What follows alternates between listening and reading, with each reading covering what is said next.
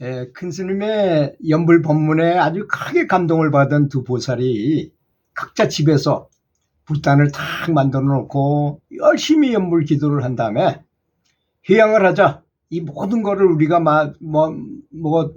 했던 그 연불에 조금이라도 공덕이 있으면 높은 산에 있는 그 우리 절에 가서 회양을 하자.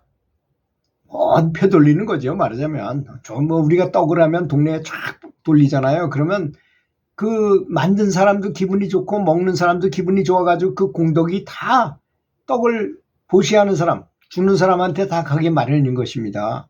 그건 정말 굉장한 거예요. 눈에 보이지 않지만. 그래서 옛날엔 떡을 하면 우리 집에서 맛있는 떡을 하면 동네 방네로 다 돌렸어요. 떡을 한 집집마다 이렇게 싸가지고 저도 심부름했던 기억이 나는데요. 그게 얼마나 좋은 것입니까? 그래서 이제 둘이서 산을 꽤 높은 산 위에 있는 절을 올라가는 길에 아주 큰 뱀을 만나게 됐어요. 가만히 뚜아리를 다 들고 앉아 있는 걸 발견했어요. 그랬더니 두 보살은 두 사람 다 깜짝 놀랐지만 한 보살이 말하기를 에이 재수없어. 이번 기도는 잘못됐네. 하고 말하면서 뱀을 보고 화를 냈어요.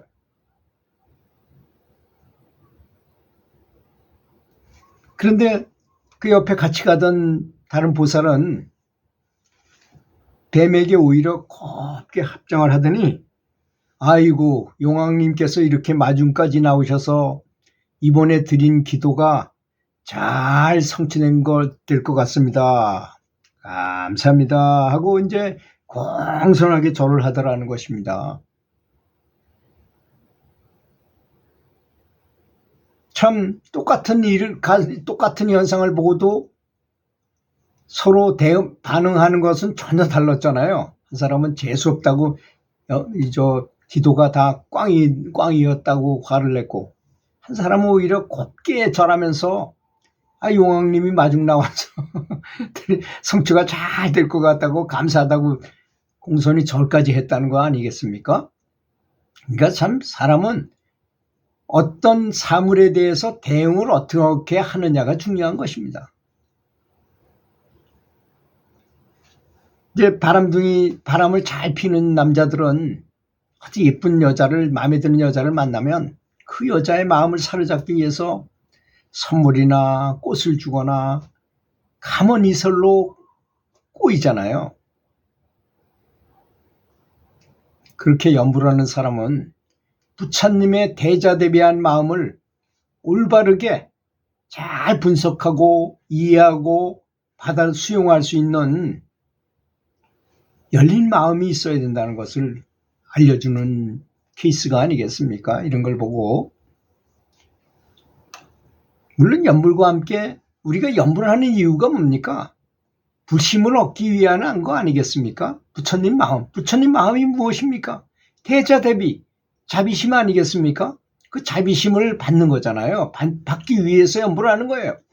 사실 연불만큼 좋은 수행법은 사실 세상에는 없어요. 왜냐하면 제가 늘 말씀드렸지만 어떤 그 사람이 부처님이 아니라 하더라도 예를 들어서 세상에서 열쇠를 제일 잘 따는 기술을 가진 사람이 있다고. 그 사람 도둑놈이죠, 말하자면.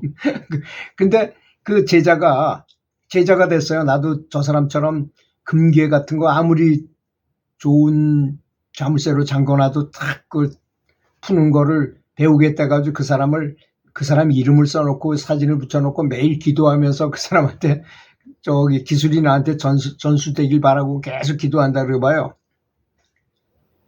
그러면 나중에 그 사람의 기술이 그 사람이 직접 가르쳐주지 않는데도 불구하고 여기에 다 전수된다는 것입니다. 그래가지고 도저히 열 수 없는 것도 촥촥촥촥 열더라는 거예요. 그런 신뢰가 꽤 있더라고요, 보니까. 그래서 이 하물며 부처님의 명호를 성심을 다해서 부르게 되면 부처님의 그 불성, 그게 왜 가능할까요? 우리 마음 속에도 자성불이, 부처님이 있어요. 우리 마음 속에도 부처님이 있기 때문에 부처님의 마음을 잘 받으면 그 잡스러운 에고의 마음이 다 사라져버리고 그것이 드러나게 되는 거일 뿐이잖아요. 그게 그런 의미에서 보면 깨달음은 그렇게 어려운 것이 아닙니다. 해탈이라는 거, 견성이라는 거 그렇게 어려운 것은 아닙니다. 그런 의미로만 보면 그렇죠. 그런데 결코 또 쉽지도 않지요. 왜? 욕심과 화내는 것과 어리석음 때문이죠. 욕심이 다닥다닥, 집착이 다닥다닥 붙어 있어서 그런 겁니다.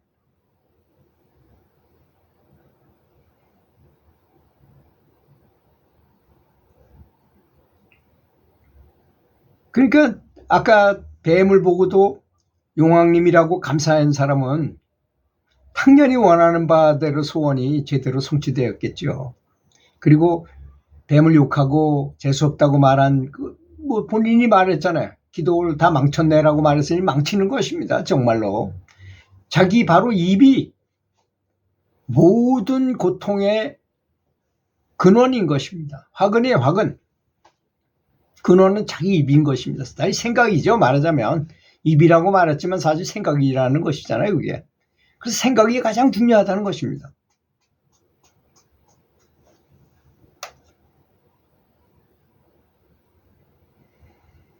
절에서 회양을 하면서 작은아마 연불한 공덕을 세상의 모든 중생들과 함께 나누겠다고 열심히 기도한 회양의 기도를 한 다음에 뱀을 용왕님으로 보았던 바로 그 보살님은 꿈속에 보니까 잠시 잠들었을 때 그 꿈속에 보니까 그 뱀이 한 색깔로 변화되니까 관세음보살로 화연해가지고 미소를 지으면서 손을 흔들면서 가시더라는 것입니다.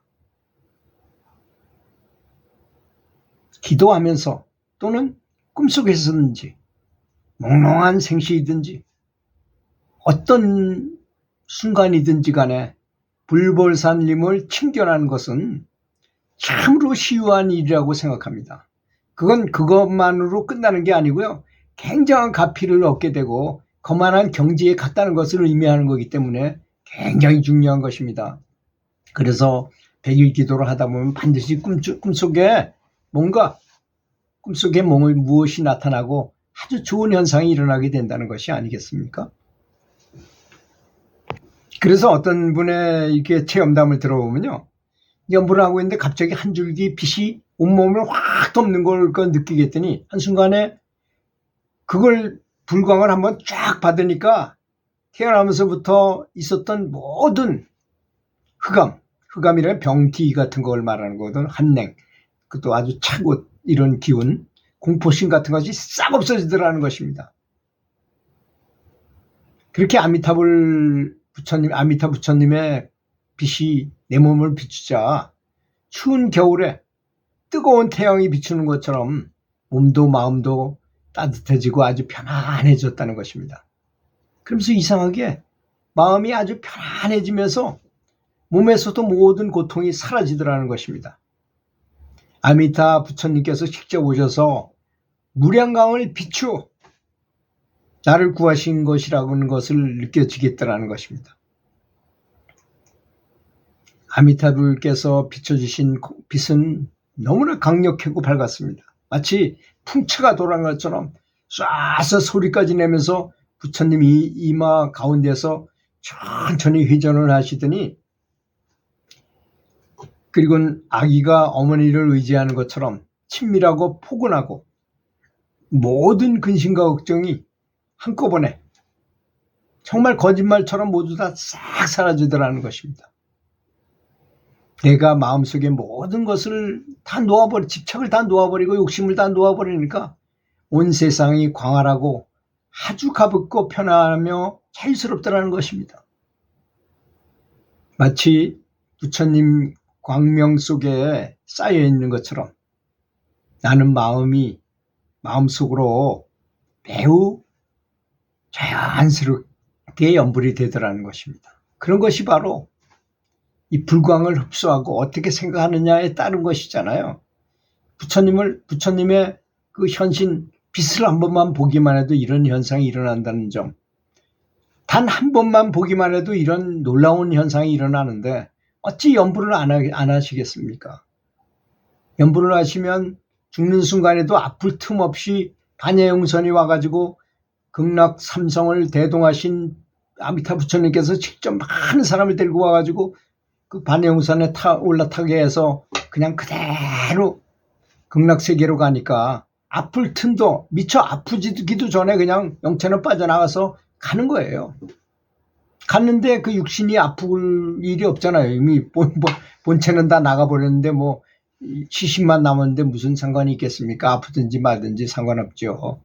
그렇게 놀라운 일을 벌일 수 있는 게 연불이라는 것을 이해하시면 좋겠습니다. 들어주셔서 감사합니다.